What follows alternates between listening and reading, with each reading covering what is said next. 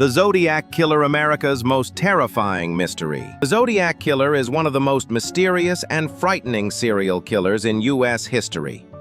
His story is not just a series of murders, but a carefully built puzzle that still causes fear and curiosity today. The beginning of fear. The Zodiac's crimes started on December 20th, 1968, in Vallejo, California. His first victims were two high school students, David Faraday and Betty Lou Jensen. They were spending a quiet evening in a parked car when the Zodiac approached and shot them. David died immediately, and Betty was killed shortly after. This was the start of a terrifying pattern that would shock California and later the whole country. Letters and ciphers of terror. Months later, in July 1969, another attack happened in Vallejo. This time the victims were Darlene Ferrin and Mike Mageau. After the attack, the killer did something unusual. He called the police himself to report the crime. Soon after, letters began to arrive at local San Francisco newspapers. These letters, written in the Zodiac's own handwriting, described his murders in detail. He demanded they be published on the front page or he would keep killing. The scariest part of these letters was the ciphers, strange codes made of symbols. The first cipher was divided into 3 parts and sent to 3 different newspapers. The killer claimed the code contained his identity.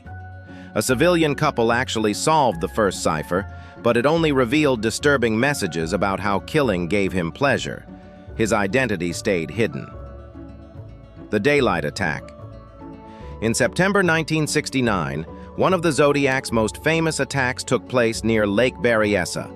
2 college students, Brian Hartnell and Cecilia Shepard, were relaxing near the water when the Zodiac appeared. This time he wore a bizarre costume, like an executioner's hood with his crosshair symbol on the chest. He tied the couple up and brutally stabbed them. Brian survived, but Cecilia later died from her injuries. On their car door, the Zodiac left a handwritten message with the date of the attack, proving it was his work. Only a month later, in October 1969, he struck again. This time, his victim was a cab driver named Paul Stine in San Francisco. But here, the killer made a mistake. Several people saw him leaving the crime scene and gave the police a description. This led to the famous composite sketch of the Zodiac, his only known face. The murders stop. The mystery grows.